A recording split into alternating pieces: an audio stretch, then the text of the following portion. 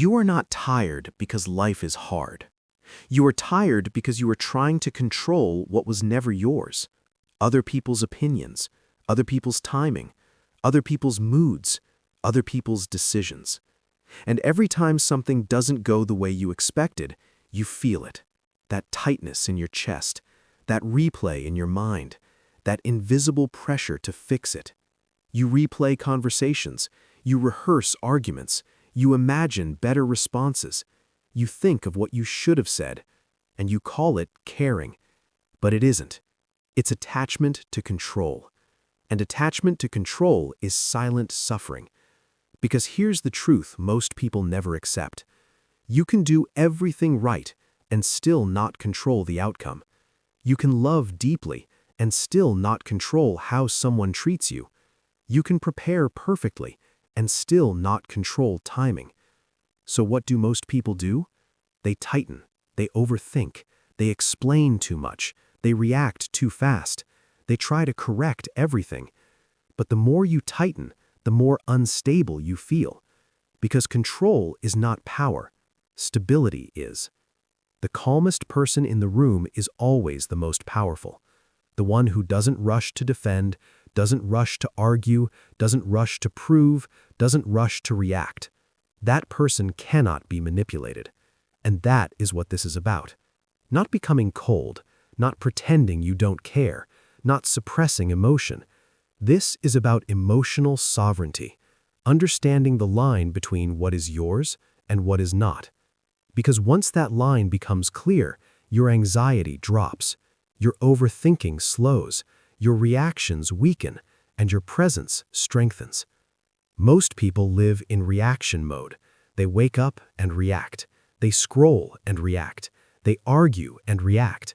They respond and regret. But there is another way to live, a way where you observe before you respond. You assess before you absorb. You pause before you engage. Where you stop trying to fix everything. Stop trying to win every argument. Stop trying to correct every misunderstanding. And instead, you become steady. When you are steady, nothing external owns your state. Not criticism, not rejection, not delay, not disrespect. Because you understand something most people don't. You cannot control what happens, but you can always control who you are while it happens. And that is where your power begins. In this journey, we will dismantle the illusion of control, the addiction to reaction, the fear of letting go, and we will build internal stability, emotional boundaries, calm authority. By the end of this, you will not be emotionless, you will be anchored. You will not be passive, you will be deliberate. You will not be disconnected, you will be centered. And when life tries to pull you into chaos, you won't tighten, you won't chase, you won't crumble. You will breathe, you will assess, you will remain unmoved. Because the goal is not to control the world, the goal is to become unshakable within it. Stay with me. What we're about to build will change how you respond to everything. And once you understand it, you will never give your peace away so easily again. Chapter 1. The weight you were never meant to carry. Today, someone will say something that bothers you. Maybe they already did. A comment, a tone, a delay, a message left unread. And you will feel it, that subtle shift. Not because it ruined your life, but because it disrupted your sense of control. You will replay it, analyze it, rewrite it in your mind. You'll think about what they meant, what they didn't mean, what they should have said, what you should have said. And without realizing it, you will carry it. That is how it starts. Not with disaster, not with tragedy, but with something small, something ordinary, something that shouldn't have this much power. But it does. Because what bothers you is rarely the event, it's the lack of control around it. You want clarity, you want fairness, you want resolution, You want predictability. And when you don't get it, your mind begins working overtime, trying to regain control. You think, if I explain better, if I respond smarter, if I prepare more, if I fix this quickly, then I'll feel stable again. But here's the uncomfortable truth. You are not overwhelmed by life. You are overwhelmed by responsibility that was never yours. You are carrying other people's emotions, other people's expectations, other people's reactions, other people's immaturity, and you call it being responsible. You call it being thoughtful. You call it being mature. But most of the time, it's over-ownership. Somewhere along the way, you learned that if something goes wrong, you should fix it. If someone is upset, you should regulate it. If someone misunderstands you, you should clarify endlessly. If someone is distant, you should reach further. But not everything that happens is yours to manage. And the more you try to manage everything, the more unstable you feel. Because you are fighting variables that don't belong to you. You cannot control how someone interprets your words, when someone is ready, whether someone is secure, how someone reacts, how fast something unfolds. And yet, you try. You try quietly, you try politely, you try intelligently, but you try. And that trying creates tension. That tension becomes anxiety. That anxiety becomes overthinking. That overthinking becomes exhaustion. And exhaustion becomes identity. You start saying, I'm just an overthinker. I just care too much. I just want things done right. But caring is not the problem. Control is. There's a difference between caring about something and believing you must control it. Caring is healthy. Control, when misplaced, is draining. Let me ask you something. How much of your mental energy today was spent thinking about things you cannot directly change? Someone's tone, someone's silence, someone's delay, someone's mood. You didn't just notice it, you absorbed it, you internalized it, you tried to decode it. That absorption is what makes you tired, because you are mentally negotiating with reality. Reality doesn't negotiate, it unfolds. And the more you resist what is unfolding, the more friction you create inside yourself. You don't need more control. You need clearer boundaries around responsibility. Here is the first shift. Just because something affects you does not mean it is yours to manage. Someone can misunderstand you. That is uncomfortable, but it is not yours to control. Someone can be upset with you. That is heavy, but it is not yours to regulate. Someone can reject you. That hurts, but it is not yours to reverse. When you try to control what isn't yours, you lose stability. When you release what isn't yours, you regain power. And that's what this chapter is about. Recognizing the weight you've been carrying that was never meant for you. Because you don't need to be harder. You don't need to be colder. You don't need to care less. You need to stop owning what isn't yours. Control your effort. Control your response. Control your boundaries. Control your standards. Release their reactions, their timing, their growth, their approval. And the moment you separate those two categories, something shifts. Your chest softens, your thoughts slow, your urgency weakens. You realize you were fighting shadows, and the fight was exhausting you. You were trying to manage outcomes instead of managing yourself, and managing yourself is enough. This is where unbothered begins, not in indifference, but in clarity.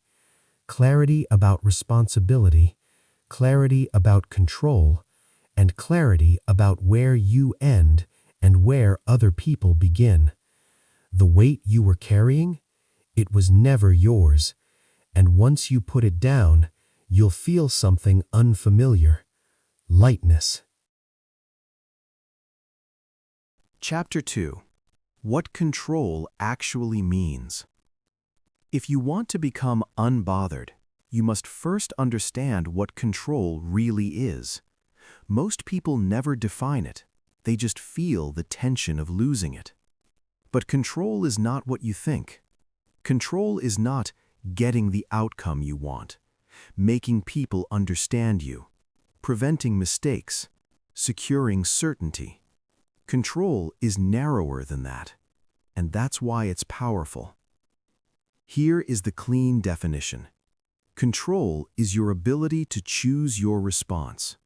Nothing more. Not the situation, not the timing, not the other person's behavior, just your response. The problem is that most people confuse influence with control. You can influence someone. You cannot control them. You can influence timing. You cannot control it. You can influence outcomes through effort. You cannot command outcomes into existence. When you blur influence and control, anxiety grows, because you start holding yourself responsible for things that are only partially yours. That partial responsibility feels like full responsibility. And full responsibility for unstable variables is exhausting. Let's separate this properly.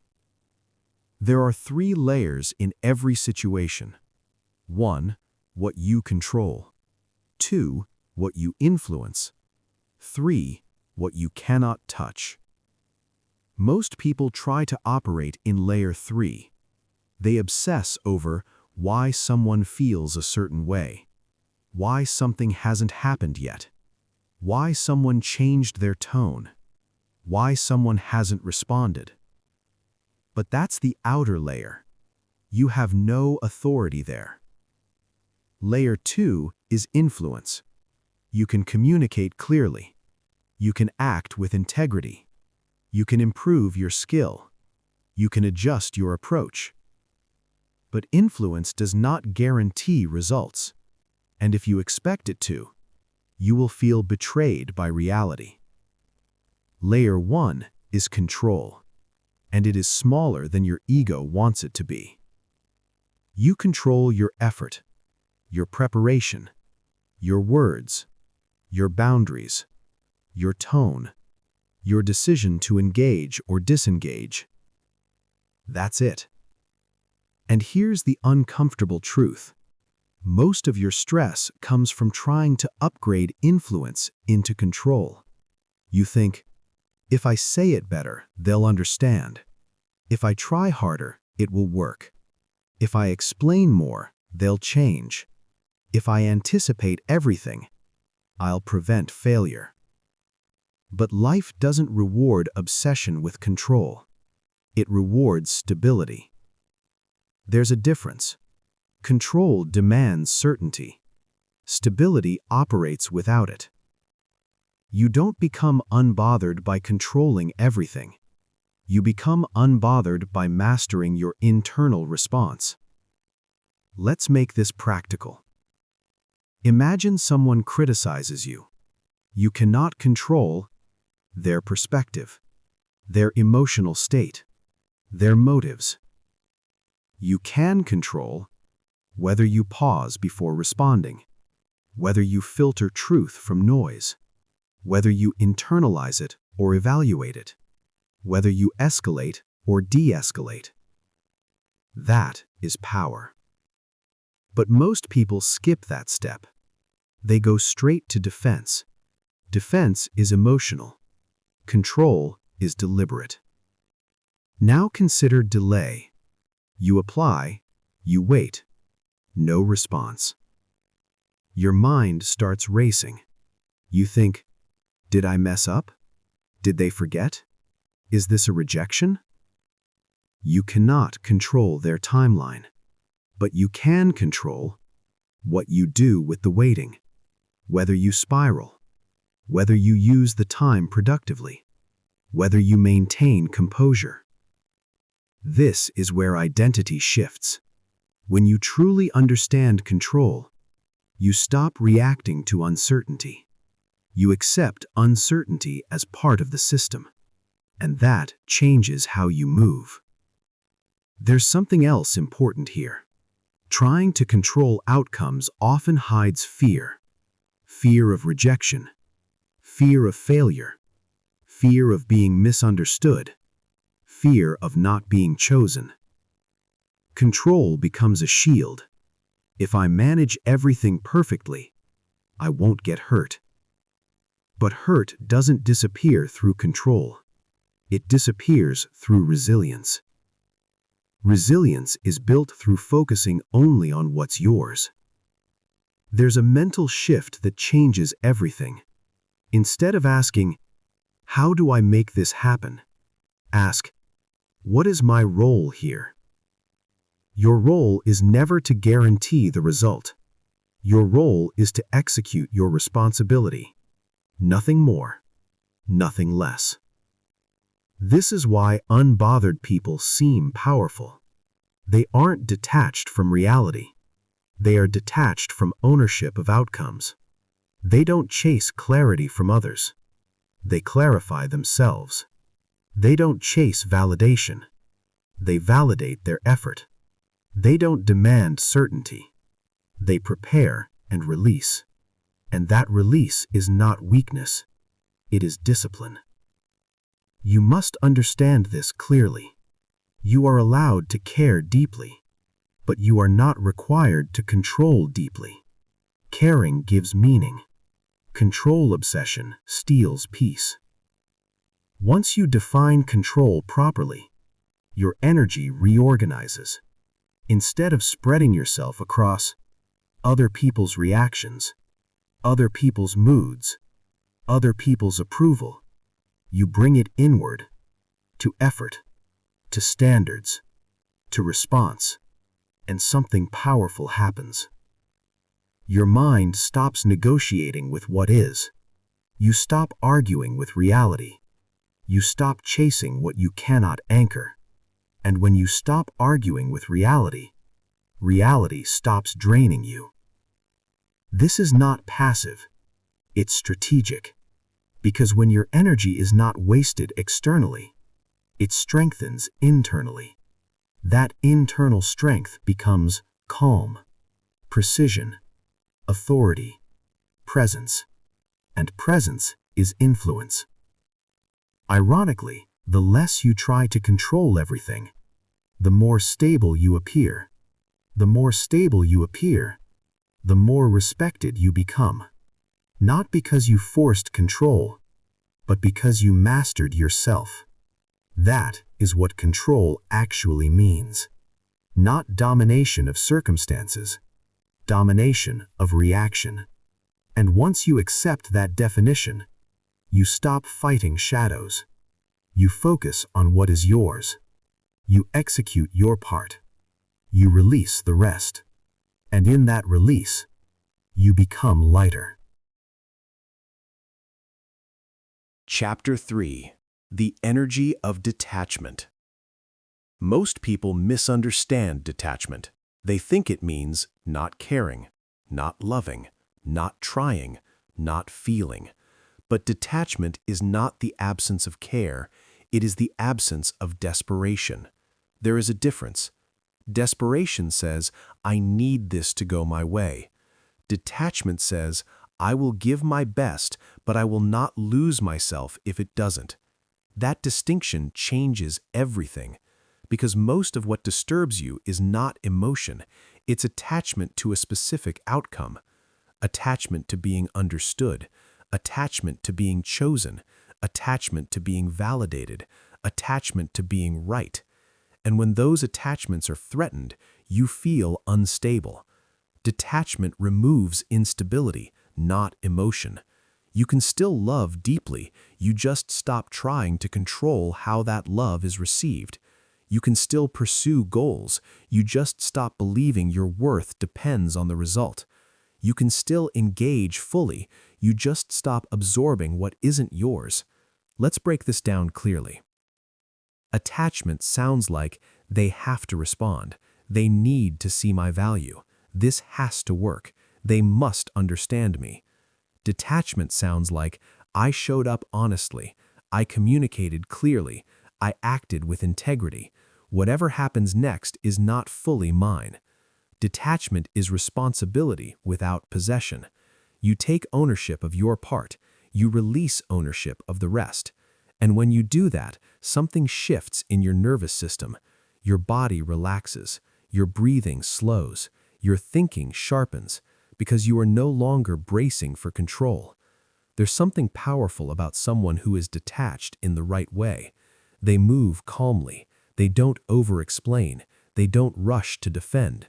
They don't panic at silence. They don't beg for clarity. They allow situations to reveal themselves, and that patience creates authority. Think about the last time you were overly attached to something. Maybe it was a relationship, a job opportunity, an argument, a decision. Your thoughts probably sounded like, what if I lose this? What if I mess this up? What if they leave? What if this doesn't happen? That mental pressure creates urgency. Urgency creates emotional leakage. You talk too much. You explain too much. You overcommit. You overreact. And then later, you regret. Detachment prevents regret, because detachment slows you down. It reminds you, if it's aligned, it will stabilize. If it's not aligned, it will expose itself. That doesn't mean you sit back and do nothing. Detachment is not passivity. It is controlled participation. You engage, you show up, you perform, you communicate, but you do not cling. Clinging is fear disguised as commitment. Here's a deeper truth. Many people fear detachment because they associate love with intensity. They think, if I don't worry, I don't care. If I'm not anxious, I'm not invested. If I don't fight for control, I'll lose everything. But intensity is not strength. Stability is.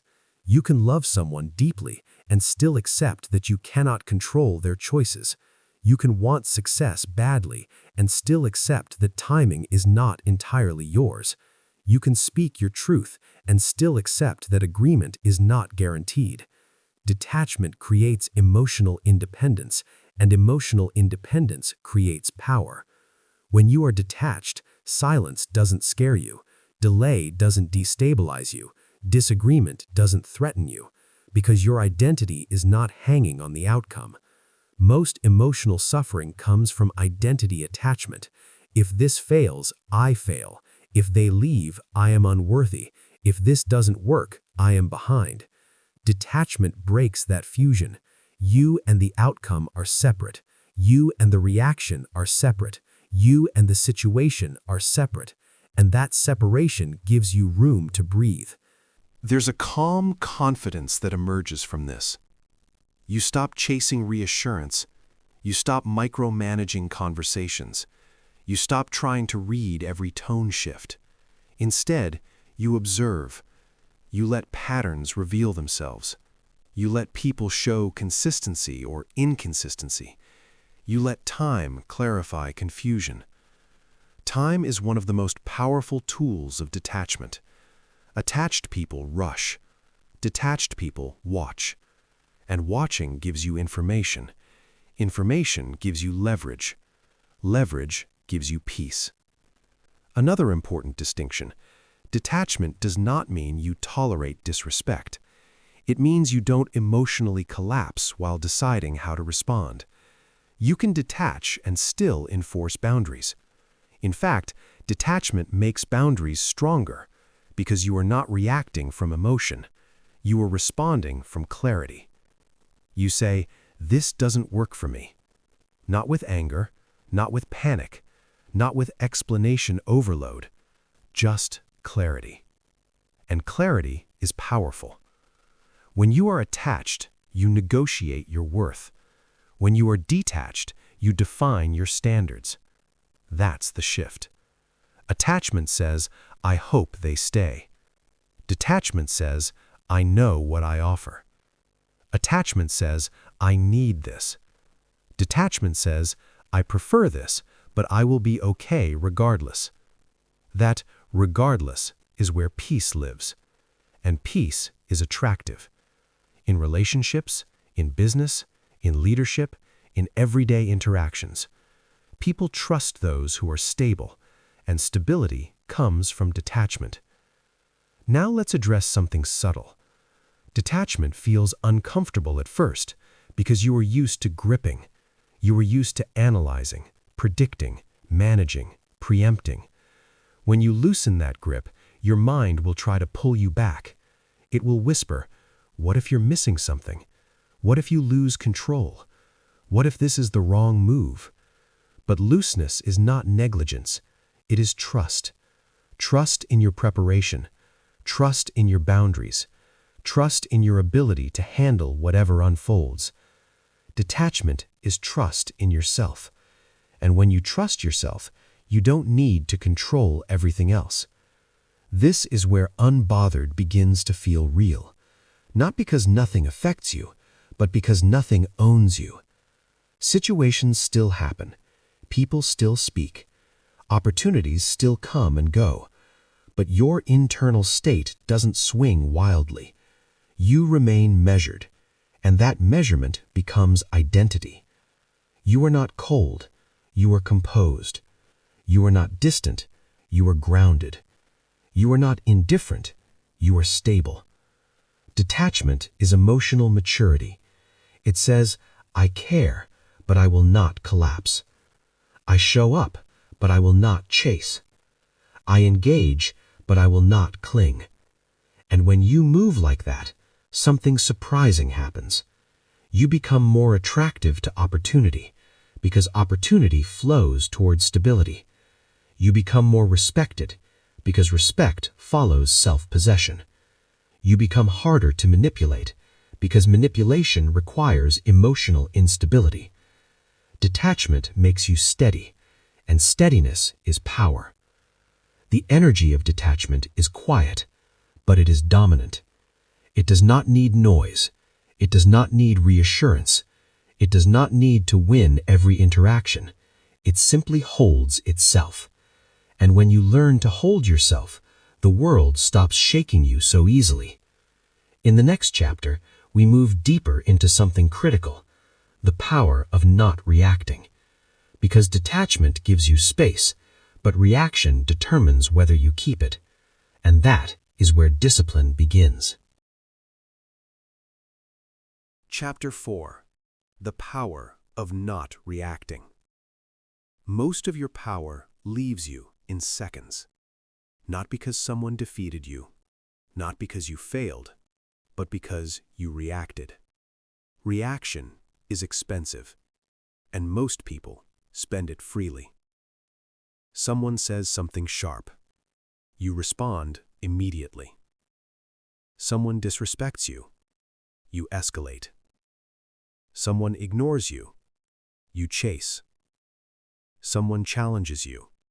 You defend. It feels natural. It feels justified. It even feels strong. But it isn't. Reaction is surrender disguised as action. The moment you react impulsively, you hand control of your emotional state to someone else. And once someone can control your emotional state, they control you. That's the part most people never notice. Reaction is not strength. It is dependency. You are depending on the external environment to determine your internal state. The calmest person in the room is not the weakest. They are the one who understands leverage. When you react instantly, you reveal your triggers, your insecurities, your pressure points. When you pause, you reveal nothing. Silence protects information, and information is power. Think about this. If someone insults you and you explode, they now know exactly where you are vulnerable. If someone criticizes you and you rush to defend, they now know what threatens your identity. If someone ignores you and you panic, they now know you fear loss. Reaction exposes. Composure conceals. This is why disciplined people train the pause. The pause is not hesitation, it is calculation. Between stimulus and response, there is a space. Most people collapse that space. Unbothered people expand it. In that space, you choose. Do I engage? Do I ignore? Do I clarify? Do I walk away? But you choose deliberately, not emotionally. There's something else about reaction. It creates regret. How many times have you said something you later wished you hadn't? How many times have you sent a message you later wished you deleted? How many times have you escalated something that could have stayed small? Reaction feels powerful in the moment, but it weakens your position long term. Because emotion moves fast. Strategy moves measured. Let's be clear. Not reacting does not mean doing nothing. It means responding on your terms. That difference is critical. Reacting is automatic. Responding is intentional. Reacting is emotional. Responding is strategic. Reacting seeks relief. Responding seeks outcome. When someone provokes you, their goal is usually emotional. They want a shift. They want validation. They want control. They want confirmation. If you react instantly, you give them what they want. If you remain steady, you deny them leverage. And leverage is everything. In arguments, in business, in relationships, in leadership. Whoever controls their emotion controls the frame, and the frame determines the outcome. Let's talk about disrespect. Someone says something dismissive. Your ego wants to correct it immediately, to prove, to assert, to defend. But immediate defense often lowers your status. It communicates, I need you to validate me. Powerful people do not rush to defend. They evaluate first. Is this worth my energy? Is this person qualified to criticize? Does this require correction? Or does it require distance? That evaluation happens in the pause. Without the pause, you react from ego. With the pause, you respond from clarity. Here's a practical exercise. Next time you feel triggered, do not speak immediately. Do not type immediately. Do not decide immediately. Take one breath, then another, and ask, what outcome do I want here? Not, how do I win this moment? But, what outcome serves me long term? This single shift changes everything. Because most reactions win moments and lose positions. Strategic people protect position. Your stability, your reputation, your emotional control, your credibility. You can win an argument and lose respect. You can win a confrontation and lose influence. You can win a debate and lose peace. Unbothered people understand this. They don't need to win every exchange. They protect their center. Now, let's talk about silence. Silence is misunderstood. People think silence means weakness, but silence is often dominance. When you don't react, you create psychological space, the other person begins to question themselves. They replay their words. They reassess. Your stillness shifts the dynamic. You are no longer playing emotionally. You are observing. Observation gives you data. Data gives you advantage. There's also emotional contagion. If someone is chaotic and you join the chaos, the situation escalates. If someone is chaotic and you remain steady, the chaos often diffuses. Stability is disarming. People expect reaction. They are prepared for resistance. They are prepared for escalation. They are rarely prepared for composure. Composure forces recalibration. Now let's address something deeper. Sometimes you react not because of the current situation, but because of accumulated tension, old wounds, old insecurity, old rejection, and the current trigger activates the old memory. That is why the pause is powerful. It separates past from present. You ask, am I responding to this situation or to something older? Most emotional explosions are historical, not present. Unbothered people resolve their past so it doesn't control their present. But even before full healing, discipline helps. Reaction is a habit, and habits can be retrained. The first stage is awareness. Notice when your heart rate rises. Notice when your jaw tightens. Notice when your tone shifts. That is your signal. That is your cue to pause. The second stage is delay. Even 5 seconds changes outcomes. The third stage is choice. Engage, clarify, ignore, redirect, exit. But choose consciously. You are not required to answer everything. You are not required to defend yourself constantly. You are not required to explain yourself repeatedly. Your silence is sometimes the answer. There is immense power in not reacting to provocation, gossip, subtle disrespect, passive aggression, not because you are passive, but because you are selective. Selective energy is mature energy. You decide what deserves your attention. You decide what deserves your emotion. You decide what deserves your words. That decision-making ability is the foundation of being unbothered. Imagine living like this. Someone criticizes you. You evaluate. You adjust if necessary. You release. Someone ignores you. You observe. You match energy. You move forward. Someone disrespects you. You assess. You set a boundary calmly. You disengage if needed. No explosion, no spiral, no mental replay for hours, just clarity. That is power. And here's the irony. When you stop reacting impulsively, people begin reacting differently to you. Because they feel your stability, they sense your self-control, they sense that you are not easily shaken, and people treat stable individuals carefully. Reaction invites pressure. Composure commands respect.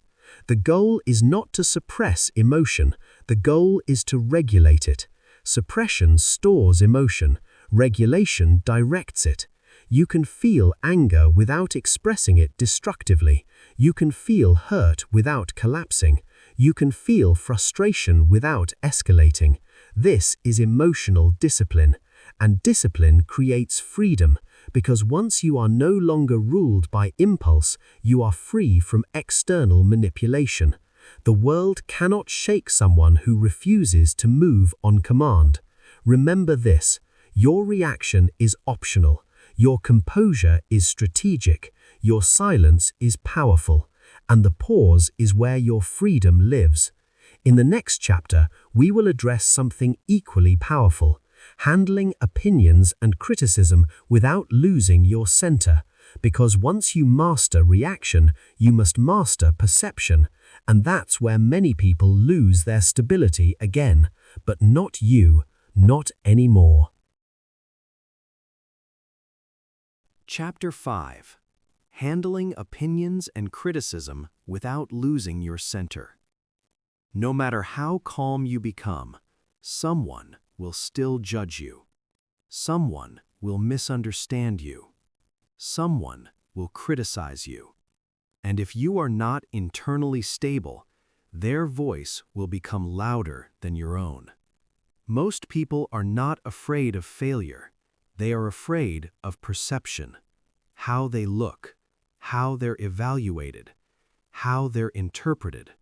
Because perception feels like control. If people see you positively, you feel secure. If they see you negatively, you feel threatened. But here's the truth. You cannot control how people interpret you. And the moment you try to, you lose yourself. Let's understand why opinions hit so deeply.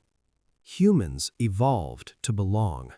Rejection once meant danger. So your nervous system still reacts to criticism like it's a threat, even when it isn't. Someone says, "You're not good enough. You should have done better. That wasn't impressive. I expected more." Your body reacts before your logic does. Tightness, heat, defensiveness, urgency to respond. But not all criticism deserves reaction. You must separate constructive signal from emotional noise. There are 3 types of opinions you'll encounter. First, qualified feedback. This comes from people who understand your field, have credibility, want your improvement. This kind of criticism is valuable. It might sting, but it sharpens. The unbothered person doesn't reject this. They extract from it. They ask, is there truth here? What can I refine? What strengthens me long term? No ego, no collapse, just evaluation. Second, projection. This is criticism that reveals more about them than about you. People project their insecurity, their fear, their comparison, their jealousy. If someone criticizes your ambition because they never pursued theirs, that's projection. If someone dismisses your discipline because they lack consistency, that's projection. If someone mocks your growth because it highlights their stagnation, that's projection. Projection is emotional leakage, and absorbing projection is optional. Third, misunderstanding. Someone interprets your tone wrong, your intent wrong, your silence wrong, not because you are wrong, but because they filtered you through their own lens. You cannot control someone's lens. You can clarify once. You do not need to clarify endlessly. Endless clarification signals insecurity. Measured clarification signals strength. Now, let's go deeper. Why do opinions destabilize you? Because your identity is externally anchored. If your confidence depends on approval, criticism feels like collapse. If your identity depends on applause, disapproval feels like erasure. But if your identity is internally built, opinions become data, not verdicts. Data can be evaluated. Verdicts feel final. Unbothered people treat opinions as data. They ask, is this useful? Is this accurate? Is this emotionally charged? Is this coming from experience? If yes, adjust. If no, release. They do not argue with every opinion. Arguing with every opinion signals fragility. Stability doesn't debate noise. Let's talk about the urge to defend. Someone criticizes you, your first impulse is to explain, to justify, to prove, to defend. But defense often lowers your frame. It communicates, I need you to agree with me. Not every opinion requires rebuttal. Silence can be the strongest boundary, especially when the criticism lacks foundation. Here's a powerful rule. If someone cannot build what you're building, their opinion should not rebuild you. Respect expertise. Ignore spectators. Another subtle trap is comparison. You see someone succeeding. You see comments praising them. You see attention shifting away from you, and insecurity whispers. Comparison is just internalized opinion. You imagine how you are being ranked, but life is not a scoreboard. It's positioning. You can admire without shrinking. You can observe without internal collapse, because someone else's success does not redefine your worth. Now let's address rejection. Rejection is a specific type of criticism. It says you are not selected, not chosen, not hired, not accepted. Rejection stings because it feels personal, but rejection is often contextual, not absolute. Timing, fit, preference, capacity, not value. Unbothered individuals understand this. They separate "this didn't align" from "I am inadequate." That separation protects dignity. Dignity is the foundation of being unbothered. When dignity is internal, you don't beg to be understood. You don't chase agreement. You don't over-explain your existence. You show up, you communicate clearly, and you accept the outcome. Now let's talk about reputation anxiety. The fear that people are talking about you, judging you, interpreting you incorrectly. You cannot manage invisible conversations. You cannot manage private opinions. Trying to do so creates paranoia. Paranoia drains energy. Energy should be invested in creation, not speculation. Ask yourself, how many hours have you spent imagining what others think, and how much of it changed anything? Very little, because perception is fluid, and people are too busy thinking about themselves to monitor you consistently. This realization is freeing. You are not under constant evaluation, and even if you were, evaluation does not equal control. Let's build a stronger identity. Instead of asking, "What do they think of me?" ask, "Did I operate in alignment with my standards?" Standards create internal stability. If you met your standards, you are stable. If you violated your standards, adjust. That's growth. That's control. Now here's the advanced level. Sometimes criticism contains truth, but it's delivered harshly, emotionally, carelessly, publicly.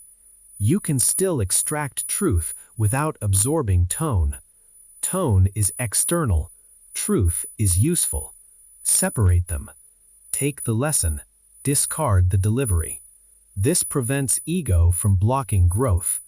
Unbothered does not mean stubborn. It means discerning. You don't reject everything. You don't accept everything. You filter everything. Filtering is maturity. Now imagine this shift. Someone criticizes you. Instead of immediate defense, you say, "Interesting. I'll think about that." Noted. No escalation, no insecurity, just grounded processing. That response alone changes dynamics. Because you are not reacting, you are evaluating. Evaluation keeps you powerful. Reaction hands power away. Let's end this chapter with something important. Not everyone needs to understand you. Not everyone needs to approve of you. Not everyone needs to agree with you. If you try to satisfy every opinion, you will lose your identity. If you anchor your identity internally, opinions lose volume. Remember, people speak from their level of awareness, from their experience, from their insecurity, from their worldview, not from absolute truth. Your job is not to silence opinions. Your job is to become steady enough that they don't shake you. When criticism comes, you assess. When projection comes, you detach. When misunderstanding comes, you clarify once. And when noise comes, you ignore. That is how you stay centered. In the next chapter, we move into something deeper, letting go of outcomes. Because opinions are one form of external pressure. Outcomes are another. And many people regain control over reaction, but still collapse when results don't go their way. We're going to fix that next. And when we do, your stability will become difficult to disturb. Chapter 6. Letting Go of Outcomes. Most anxiety is not about effort. It's about outcome. You don't lose sleep because you worked hard. You lose sleep because you're trying to guarantee the result.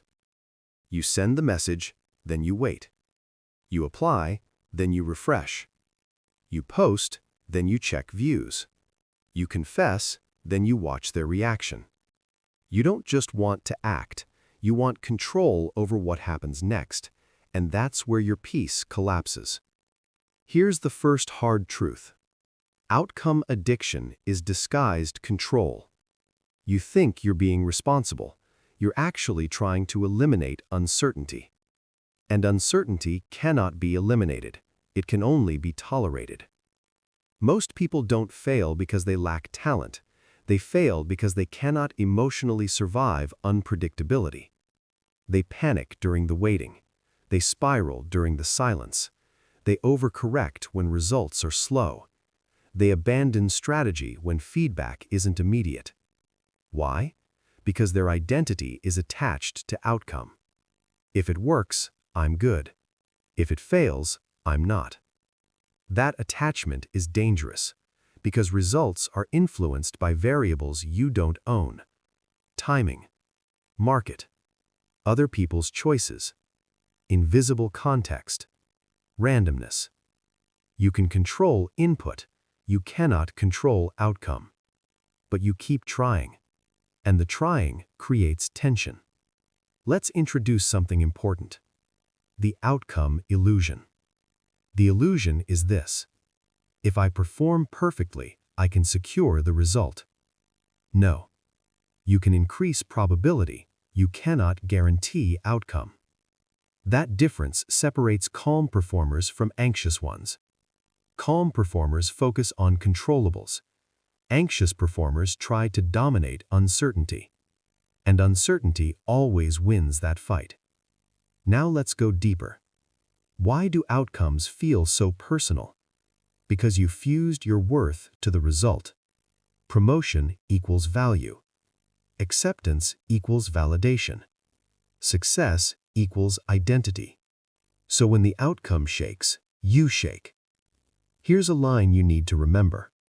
When your identity is tied to outcome, every delay feels like rejection. That's why waiting feels unbearable. But unbothered people do something different. They detach identity from result.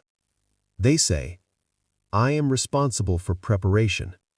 Not, I am responsible for how this ends.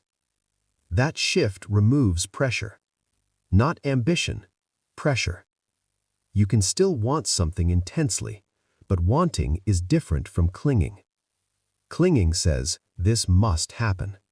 Wanting says, I prefer this, but I remain stable regardless. That regardless is power. Now let's talk about performance anxiety. You want to do well, but instead of focusing on execution, you imagine, what if I fail? What if they judge me? What if this doesn't work? You are mentally living in outcome territory. And when you operate from outcome fear, your execution weakens, because divided focus reduces precision. High performers understand something critical. Peace increases performance, not pressure.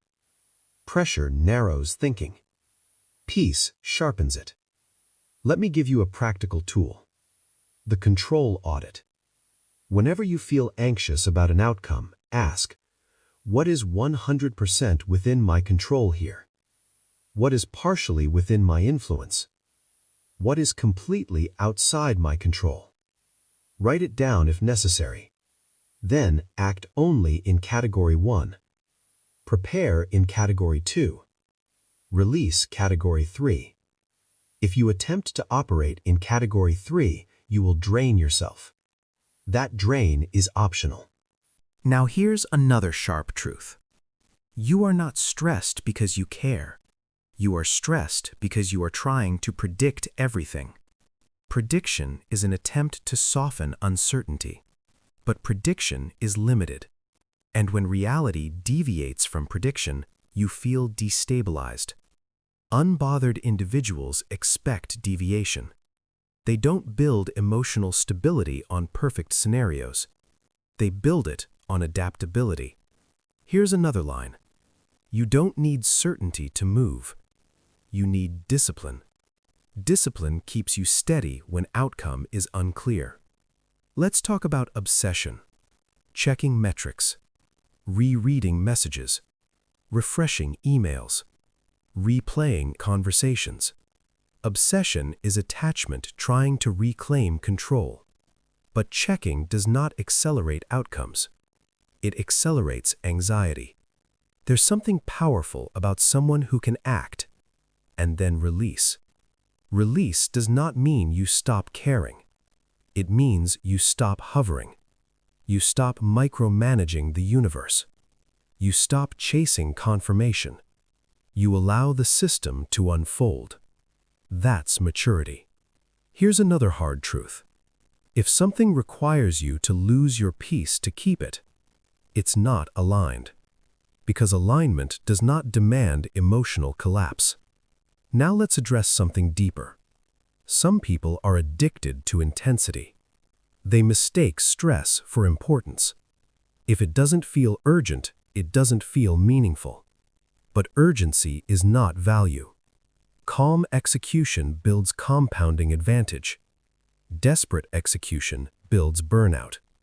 When you detach from outcome, your body relaxes. When your body relaxes, your thinking improves. When your thinking improves, your decisions sharpen. Ironically, letting go of outcome often increases your chance of success, because now you are operating from clarity, not fear. Let's build identity here. Instead of saying, "I hope this works," say, "I execute well. Results follow over time." Instead of, "What if this fails?" say, "If it fails, I adjust. I don't collapse." Instead of, "I need this to happen," say, "I can handle whatever happens." That is unshakable energy. And people feel it. In interviews, in negotiations, in relationships. Desperation repels. Stability attracts. Let me give you something strong. Outcomes are not proof of your worth. They are feedback on your strategy. Feedback adjusts behavior. It does not redefine identity. Now imagine this. You work hard on something. It doesn't work. Instead of spiraling, you ask, "What did I control? What can I improve? What remains outside my control?" You refine. You move again. No emotional drama. No identity collapse. That is elite mental control. Most people don't fail once. They fail emotionally first. The emotional collapse stops momentum. Letting go of outcome protects momentum. And momentum is more important than perfection. Here's the final shift for this chapter. You don't chase outcomes anymore. You build systems. Systems reduce emotional volatility. When you operate from systems, results become byproducts, not validation. You focus on daily execution, skill development, consistency, strategic improvement, and you allow time to do its job. Time rewards stability, not panic. The person who can act fully and release completely is difficult to disturb because they are not emotionally negotiating with the future. They are executing in the present, and presence is power. In the next chapter, we move into something critical: emotional boundaries. Because once you stop chasing outcomes, you must stop absorbing what doesn't belong to you. And that's where most people still leak energy. We're going to close that leak next. And when we do, you will feel lighter than you have in a long time.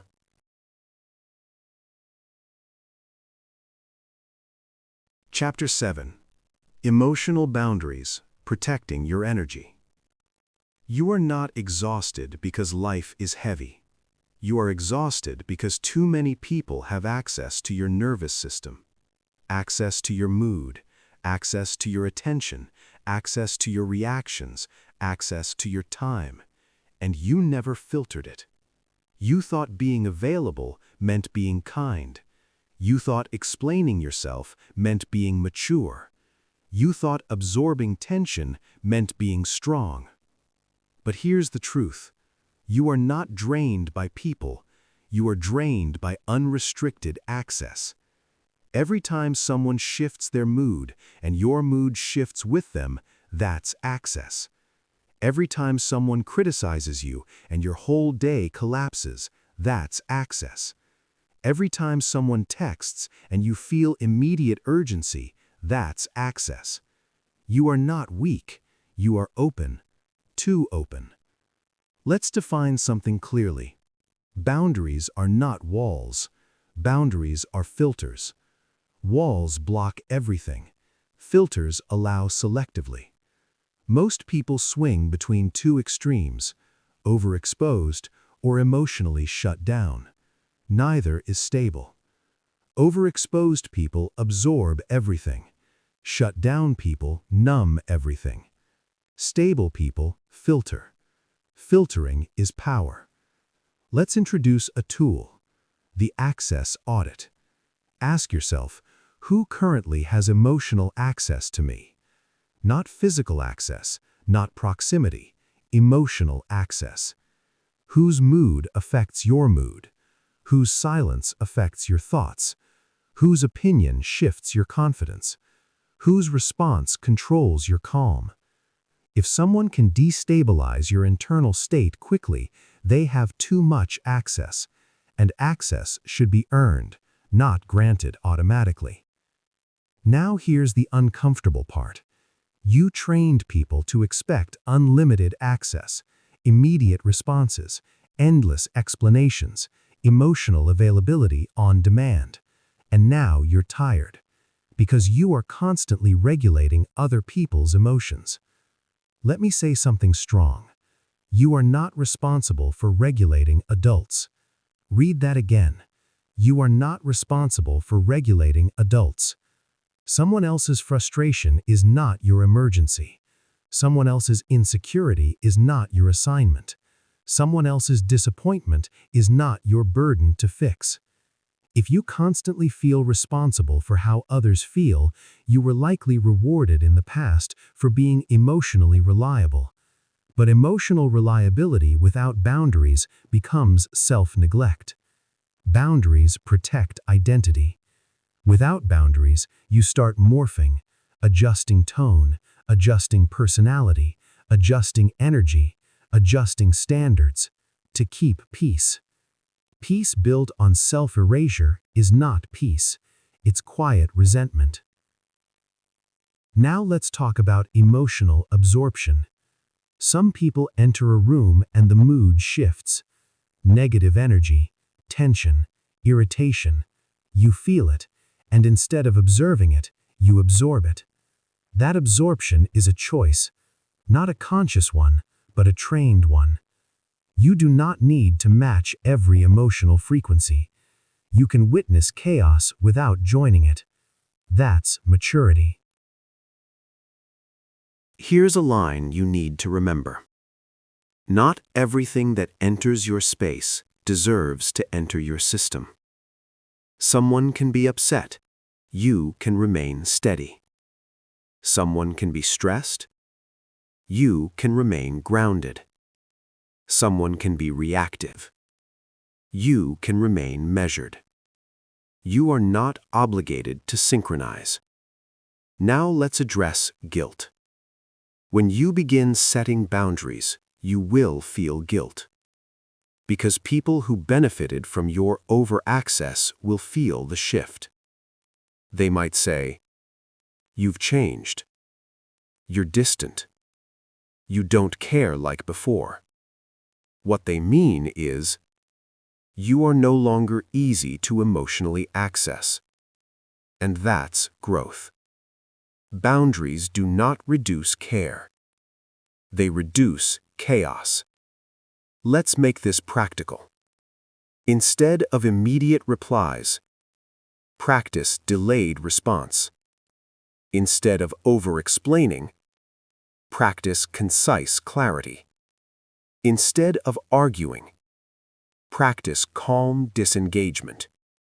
Instead of absorbing tone, practice neutral evaluation. You don't need to be rude. You need to be deliberate. There is strength in controlled energy. High-level individuals are not emotionally available 24/7. They choose when to engage. They choose when to respond. They choose where to invest attention. That selectiveness protects stability. Now let's go deeper. Some of your emotional exhaustion comes from trying to maintain perception. You don't want to look insensitive.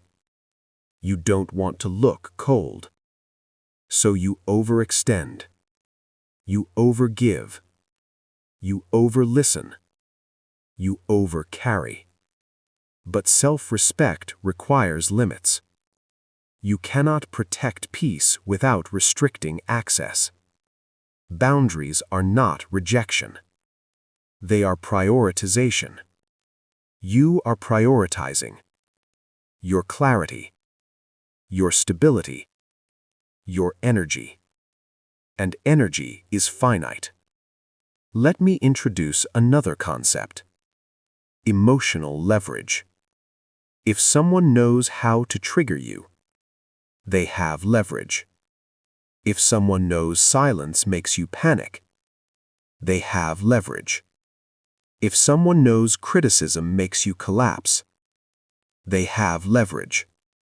Boundaries reduce leverage. When your state becomes less reactive, leverage disappears. And when leverage disappears, manipulation becomes ineffective. That's why calm people are difficult to control. You cannot emotionally manipulate someone who does not absorb every signal. Now let's address relationships. Healthy relationships respect boundaries. Unhealthy relationships resist them. If someone only feels connected to you when you are emotionally overextended, that is dependency, not intimacy. Intimacy allows individuality. Dependency demands emotional merging. You are not here to merge identities. You are here to maintain yours. That's where unbothered becomes real. You don't answer everything. You don't respond to everything. You don't fix everything. You don't explain everything. Selective engagement creates authority. Authority creates respect. Respect reduces emotional chaos. Let's close this chapter with identity shift. Instead of saying, "I need to be there for everyone," say, "I will show up fully but not endlessly." Instead of, "I don't want to disappoint anyone," say, "I am allowed to prioritize my stability." Instead of, "I feel bad setting boundaries," say, "I feel responsible for protecting my peace." Protection is not selfish. It is strategic. You cannot be unbothered if your emotional doors are always open. You must choose who enters. Choose what enters. Choose what stays. Boundaries are not distance. They are about discipline. And discipline creates freedom. In the next chapter, we move into something even deeper: the discipline of inner stability. Because boundaries protect energy. but inner stability strengthens it. And when both exist, you become very difficult to shake.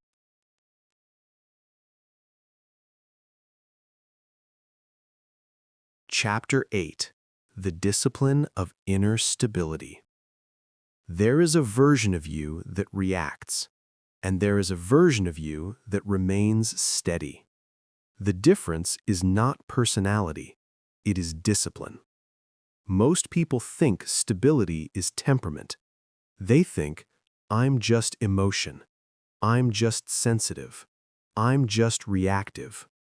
No, you are trained, and what is trained can be retrained. Inner stability is not luck, it is practice.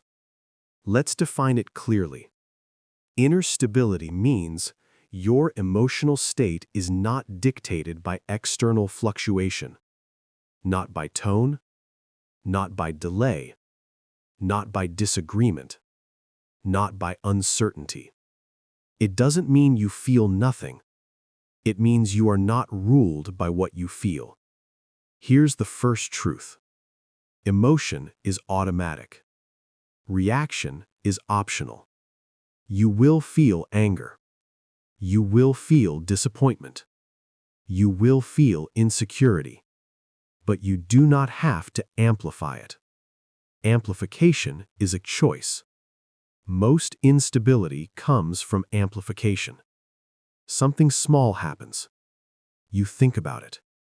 You replay it. You interpret it negatively. You build a narrative around it. The original event was minor. The internal amplification made it heavy. Stable people interrupt amplification.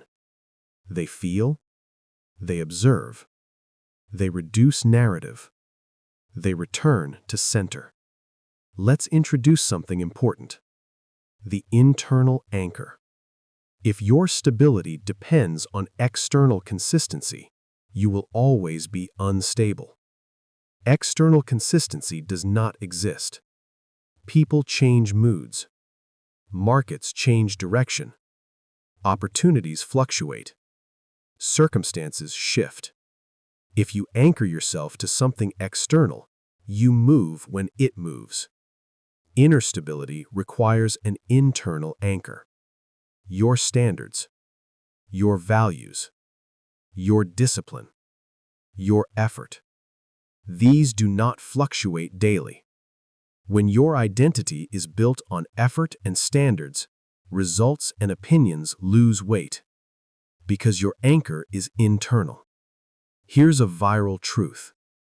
The person who regulates themselves wins long term.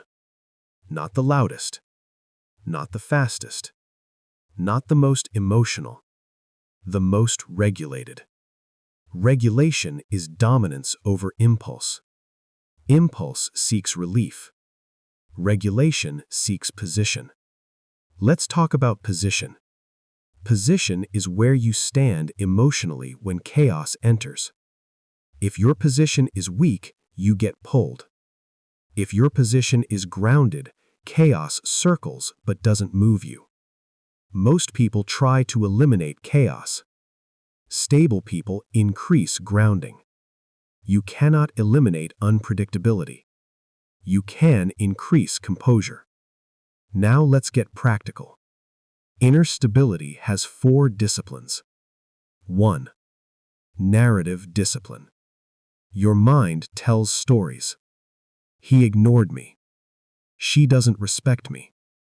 This means I'm behind. This is proof I'm failing. Narratives are often assumptions. Stable individuals ask, is this fact or interpretation? That single question prevents spiraling. Interpretations inflate emotion. Facts reduce it. 2. Response delay. We covered the pause, but now it becomes identity. Stable people rarely respond instantly when triggered.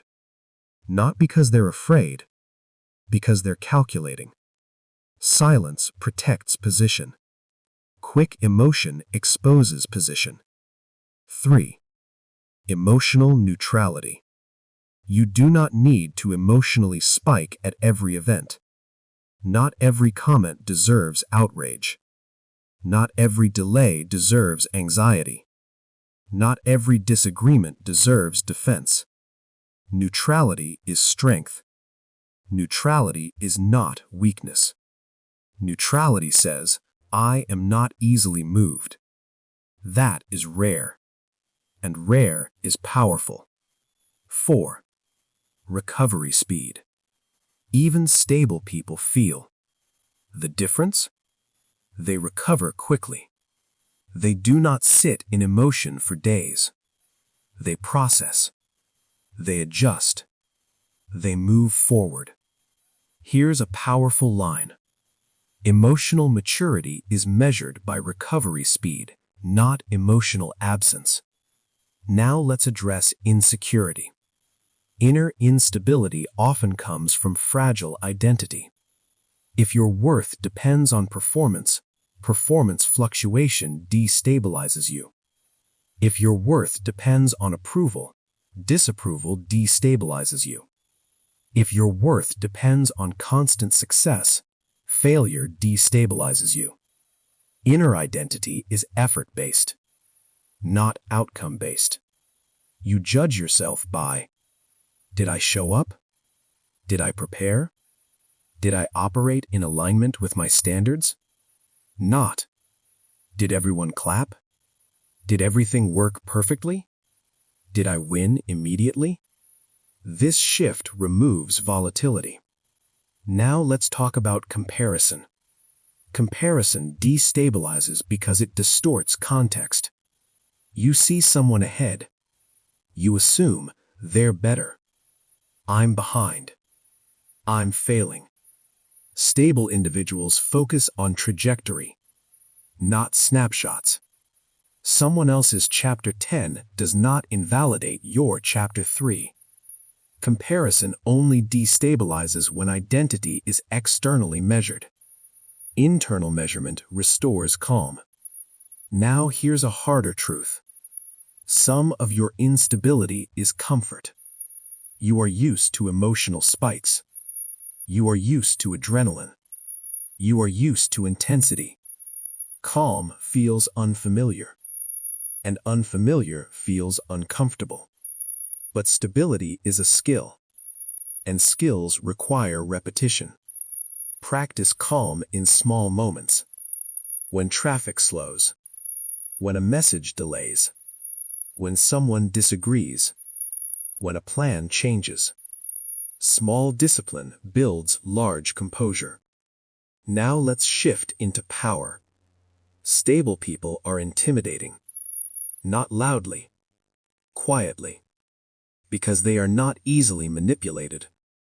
They don't overreact. They don't overshare. They don't overswing emotionally. They observe more than they speak. They choose more than they chase. And that creates authority. Authority is not volume. Authority is control. Control over tone, control over pace, control over reaction. Inner stability makes your presence heavier. Heavier in a good way. Grounded. Measured. Predictable in discipline, unpredictable in reaction. Now here's something crucial. Inner stability does not mean you tolerate disrespect. It means you enforce boundaries calmly. There is a difference between explosive defense and composed assertion. Explosive defense loses frame. Composed assertion strengthens it. Stability gives you space to choose assertion over explosion. And that is elite behavior. Let's bring this together. If you want to become unbothered, stop chasing emotional comfort. Start building emotional control. Comfort fluctuates. Control compounds. Here's your identity shift. You are not trying to feel good all the time. You are training to remain steady most of the time. Feeling good is temporary. being steady is powerful. And when you are steady, criticism doesn't shake you. Delay doesn't panic you. Silence doesn't scare you. Uncertainty doesn't collapse you. You operate from center, not from chaos. Let me leave you with this. The world will test your stability daily, not to break you, but to reveal your level of control. If you build inner stability, you stop reacting to every wave. You become the ocean.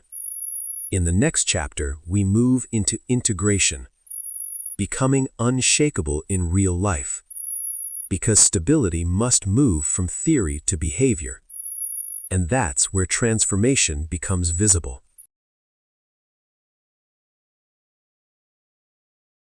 Chapter 9. Becoming Unshakable. There is a difference between being calm and being unshakable. Calm can be temporary. Unshakable is structural. Calm is mood-based. Unshakable is identity-based. You can feel calm today and collapse tomorrow. But when you become unshakable, your baseline changes. The world can move. You do not. Let's define it clearly. Being unshakable does not mean you never feel emotion. You never feel stress. You never feel doubt. It means you do not lose yourself when those emotions appear. That's the difference. Most people lose themselves in moments. A comment, a delay, a mistake, a rejection. And suddenly their energy shifts, their tone shifts, their confidence shifts, their posture shifts. You can see it because they are externally anchored. Unshakable people are internally anchored. They might feel pressure, but they don't broadcast instability. They might feel doubt, but they don't abandon discipline. They might feel disappointment, but they don't spiral. Here's a hard truth. If someone can control your emotions, they control your behavior. If they control your behavior, they influence your outcomes. And if they influence your outcomes, they shape your life. Unshakable people refuse that chain. They interrupt it at emotion. Let's talk about triggers. Everyone has them. Disrespect, silence, rejection, comparison, uncertainty. The question is not whether you have triggers. The question is, do your triggers own you? Most people's triggers are predictable. Push here, they react. Delay here, they panic. Criticize here, they defend. Ignore here, they chase. Predictable reactions create leverage. Unshakable individuals are hard to predict emotionally, not because they are cold, because they are regulated. Regulation makes you unreadable in moments of pressure, and unreadable people are difficult to manipulate. Now let's build structure. Becoming unshakable has 3 layers. Emotional non-volatility. You do not spike easily. Small events do not create large emotional swings. Someone disagrees with you. You remain steady. Someone is late. You remain steady. Someone misreads you. You clarify once, then remain steady. Volatility signals insecurity. Non-volatility signals control. Here's a line to remember. The smaller the trigger, the smaller the reaction. If the event is minor, your response should be minor. Overreaction destroys credibility. Decision discipline. Unshakable people do not make decisions in emotional spikes. They delay, they evaluate, they calculate. They do not send the angry message. They do not quit impulsively. They do not escalate unnecessarily. Because emotional decisions are expensive. and expensive decisions cost position. Unshakable people protect position. They ask, how will this decision look in 30 days? That question alone eliminates most impulsive mistakes. Identity stability. This is the deepest layer. Your identity must be independent of outcome. If your identity rises and falls with results, you are emotionally leveraged. But if your identity is tied to effort and discipline, you remain stable.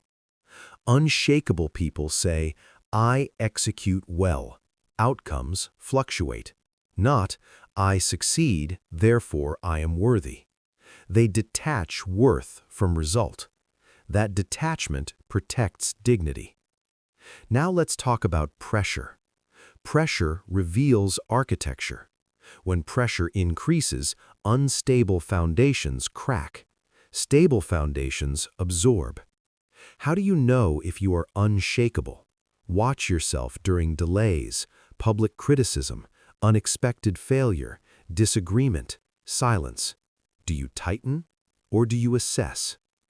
Unshakable does not mean passive, it means measured. Measured responses command respect. Emotional explosions invite challenge. There's something powerful about someone who does not respond immediately. It forces others to recalibrate. You do not match tone. You do not match chaos. You set tone. You set pace. You set standard. That's leadership, even in personal life. Now let's address something deeper. Sometimes you are shaken not by others, but by your own thoughts. Self-doubt, overthinking, imagined scenarios. Becoming unshakable means mastering internal dialogue. Your mind says, what if this fails? You respond, if it fails, I adjust. Your mind says, they probably think less of you. You respond, that's their interpretation, not my identity. Your mind says, you should react. You respond, not yet. That internal discipline compounds. Here's another powerful line.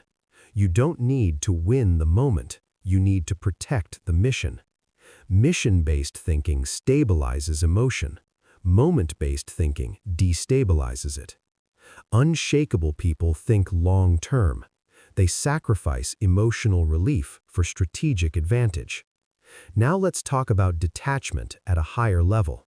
You stop chasing closure. You stop chasing last words. You stop chasing validation. You stop chasing agreement. Because chasing creates emotional exposure. Exposure creates vulnerability to instability. Instead, you allow time to filter. Time reveals consistency. Time reveals character. Time reveals alignment. You do not rush truth. You observe it. Observation is strength. Now let's move into presence. When you become unshakable, your presence changes. You speak slower. You respond less frequently. You choose words more carefully. You maintain eye contact without aggression. You don't oversell. You don't overprove. Because you are not performing. You are anchored. And anchored people create gravity. People feel it. They feel your steadiness. They feel your control. They feel your calm. And calm dominance is rare. Rare things command respect. Now here's something important. Becoming unshakable does not mean you never adjust. It means you adjust intelligently. You evaluate feedback. You refine behavior.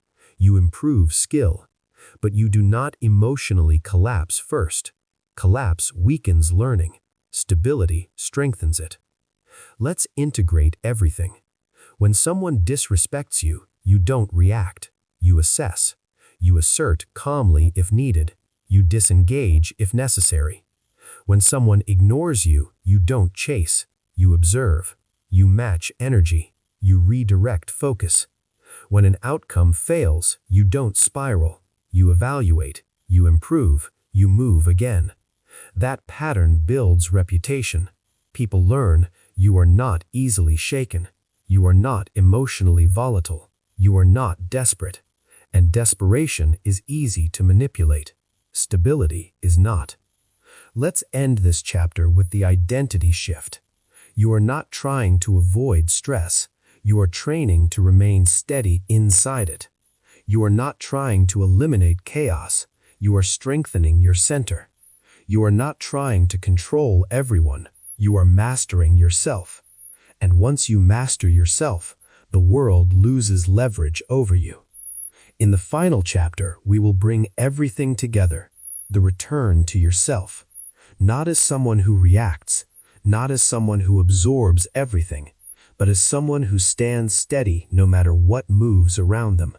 And that is where this transformation completes. Chapter 10. The Return to Yourself. You were never too emotional. You were never too sensitive. You were never too reactive. You were just untrained. And now you are aware. That changes everything. This chapter is not about becoming someone new. It's about returning to who you were before fear, before urgency, before insecurity, before comparison, before you learned to let the world control your nervous system, because that's what happened.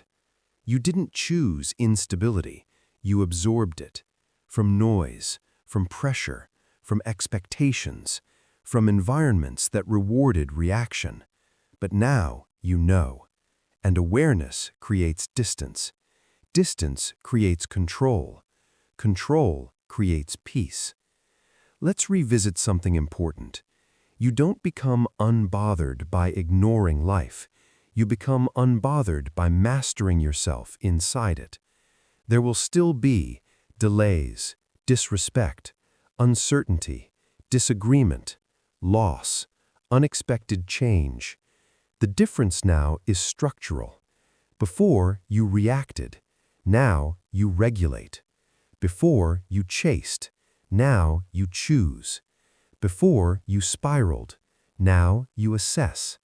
This is the return to composure, the return to measured energy, the return to internal authority. Internal authority means you are the final filter, not your emotion, not someone else's tone, not temporary pressure. You decide what deserves reaction, and most things do not. Let's talk about emotional hierarchy. Most people operate like this: event, emotion, reaction. There is no space. You now operate like this: event, emotion, observation, decision. That space is power. That space protects dignity. That space protects trajectory. The world rewards people who protect trajectory, because trajectory compounds. Reaction interrupts compounding. Now here's something powerful. Unbothered does not mean unavailable. You can care deeply without collapsing easily. You can love fully without losing yourself. You can pursue ambition without being destabilized by setbacks. Because you understand something most people don't.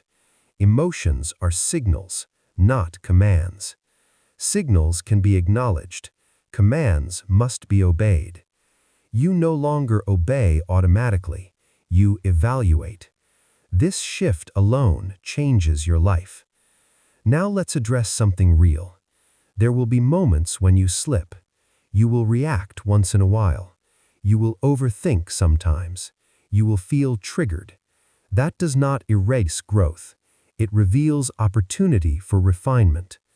Unshakable does not mean perfect. It means consistently grounded. Progress is not measured by emotional absence. It's measured by emotional recovery. How quickly do you return to center? That's your new metric. Now let's zoom out. Imagine yourself 6 months from now. You speak slower. You move calmer. You respond less. You chase nothing. You force nothing. You panic less. You observe more. You are harder to provoke, harder to manipulate, harder to destabilize. Not because you are cold, because you are centered. Centered people create their own weather. Storm outside, calm inside. And when you are calm inside long enough, opportunities gravitate toward you. Because stability attracts trust. Trust attracts responsibility. Responsibility attracts reward. Now let's bring identity into it. Identity is repeated behavior. You are now someone who thinks before responding, regulates before reacting, evaluates before escalating, moves with intention. When repeated daily, that becomes personality. And once it becomes personality, it becomes effortless. But remember, effortless is earned. You earn calm. You earn composure. You earn detachment through daily regulation. Now let's talk about the quiet advantage. Most people are predictable emotionally. You are becoming unpredictable in reaction. Predictability in emotion reduces power. Composure increases influence. When someone cannot read you easily, they recalibrate around you. You don't adapt to chaos. Chaos adapts to you. This is presence, not loud presence, heavy presence, grounded presence. Presence that says, I am not easily moved.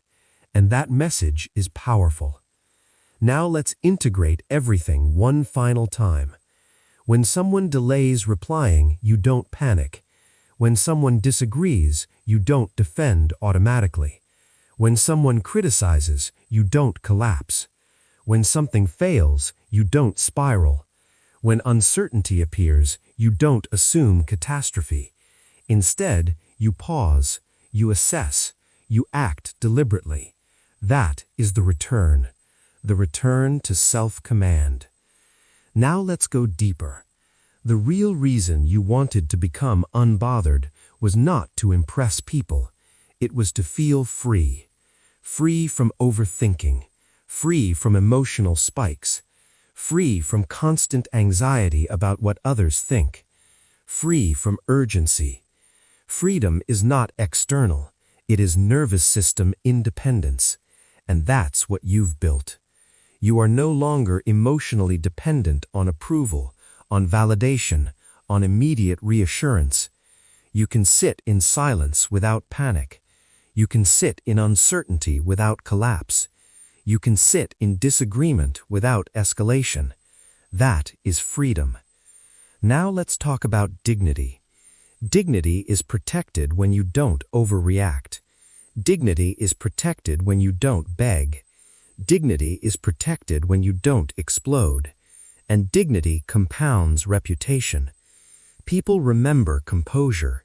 They remember restraint. They remember calm dominance. You are building that, not in a dramatic way, in a disciplined way. And discipline always wins long term. Let's close this transformation properly. You do not need to control everything. You do not need to win every argument. You do not need to respond to every comment. You do not need to prove yourself constantly. You do not need to rush clarity. You do not need to match someone else's energy. You only need to maintain yours. Because your energy is your leverage. Your stability is your shield. Your composure is your advantage. And once you understand that, the world feels lighter. Not because it changed, because you did. This is not about becoming distant. It's about becoming deliberate. Not about becoming numb, about becoming measured. Not about suppressing emotion, about mastering it. And now here's the final shift. You don't aim to be unbothered anymore. You aim to be anchored.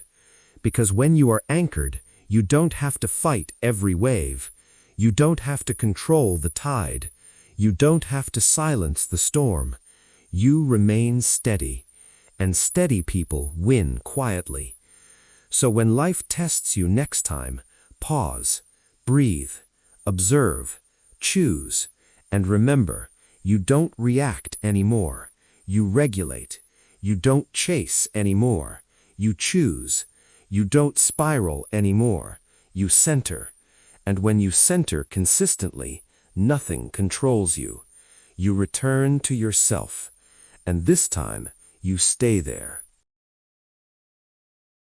You control what controls you. There's something you understand now that you didn't fully understand before. The world is loud. People are unpredictable. Outcomes are unstable. And none of that is your real problem.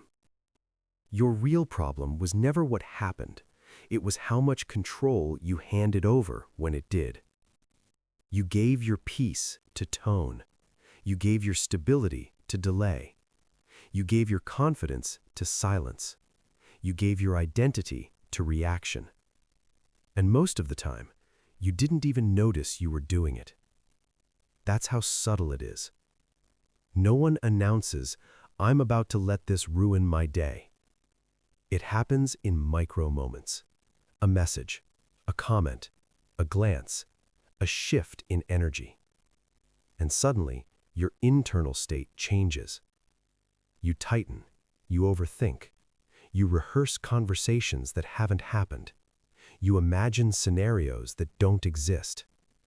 All because you believed something outside of you deserved control. But here's the truth that changes everything. Nothing controls you without permission. Not words, not silence, not uncertainty, not rejection, not delay. They can influence, but they cannot control. Control requires your participation. You have to attach. You have to amplify. You have to replay. You have to assume. When you stop participating in your own destabilization, the world loses leverage. And leverage is everything. Most people think power is about dominating others. It's not. Power is about not being dominated emotionally. When you can sit in discomfort without reacting impulsively, you are powerful. When you can hear criticism without collapsing, you are powerful. When you can experience delay without panic, you are powerful. When you can walk away without explanation, you are powerful. Power is internal steadiness, and that is rare. Let's zoom out for a moment. Imagine the average person's day. Constant notifications, constant opinions, constant comparison, constant pressure.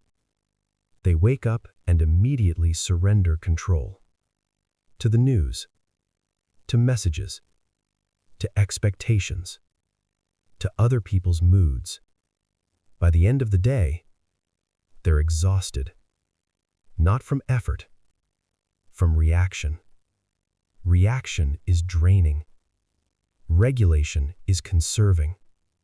And you are no longer someone who reacts automatically. You are someone who evaluates. That evaluation creates space. That space creates control. And control creates calm. There's something else you need to understand. Being unbothered does not mean you care less. It means you care strategically. You care about your mission. You care about your standards. You care about your discipline. You do not care about every passing wave, because waves are temporary. Your trajectory is not. Every time you refuse to react impulsively, you protect trajectory. Every time you choose composure, you protect trajectory. Every time you decline emotional escalation, you protect trajectory. And trajectory compounds. You don't need dramatic victories. You need stable positioning, and stability compounds quietly. Now let's talk about identity one final time. You are no longer trying to be calm. You are building someone who naturally operates from calm. There's a difference. Trying to be calm is temporary. Becoming someone who is calm is structural. Structure holds under pressure. Temporary states collapse. So from this moment forward, your question changes. Instead of asking, "Why does this bother me?" you ask, "Does this deserve my energy?" Instead of asking, "What do they think of me?" you ask, "Am I aligned with my standards?" Instead of asking, "What if this goes wrong?" you ask, "What's my next controlled move?" That shift alone changes the direction of your life, because controlled moves build controlled outcomes. Let's be honest, you won't control everything. You will lose some opportunities. Some people will misunderstand you. Some things will not go as planned. But you will not lose yourself in the process. And that is the real victory. Losing outcomes is temporary. Losing yourself is costly. You have reclaimed yourself. Your nervous system is no longer public property. Your peace is no longer negotiable. Your reaction is no longer automatic. You don't jump when someone provokes. You don't chase when someone withdraws. You don't panic when something shifts. You observe. You decide. You move deliberately. That is emotional sovereignty. And emotional sovereignty changes how people treat you. Because people treat you based on how easily you can be moved. If you are easily moved, they test. If you are grounded, they recalibrate. Grounded people create boundaries without yelling. They create respect without demanding it. They create presence without performing. You don't have to announce strength. You demonstrate it through stability. Now let's address something subtle. Sometimes being unbothered feels lonely at first, because chaos connects people. Drama bonds people. Emotional spikes create intensity. When you remove that volatility, you remove unnecessary drama. And not everyone is comfortable with that. Some people thrive on reaction. Some people depend on escalation. Some people feel powerful when they provoke. You will notice something. When you stop reacting, provocations decrease, because people stop receiving the reward. Silence is powerful. Stillness is powerful. Measured tone is powerful. Not because it's dramatic, because it's rare, and rare is valuable. Now let's talk about the long game. 5 years from now, who wins? The person who reacted to everything? Or the person who conserved energy and chose carefully? The person who chased validation? Or the person who built quiet competence? The person who exploded under pressure? Or the person who remained steady and refined their strategy? The world rewards emotional discipline, even if it doesn't celebrate it loudly. You don't need applause, you need positioning. And positioning comes from control. Here's something to hold on to. You are not trying to eliminate emotion. You are trying to eliminate emotional chaos. Emotion is human. Chaos is untrained reaction. You can feel deeply and still remain grounded. You can experience intensity and still choose your response. That balance is maturity, and maturity is power. Before we close, let's anchor this transformation one last time. When the next stressful moment arrives, and it will, remember this. Pause. Not because you're unsure, because you're deliberate. Breathe. Not because you're weak, because you're steady. Observe. Not because you're detached, because you're strategic. Choose. Not because you're cold, because you're in control. You don't need to win every interaction. You don't need to correct every misunderstanding. You don't need to fight every battle. You only need to maintain your center. Your center is your advantage. Your center is your leverage. Your center is your protection.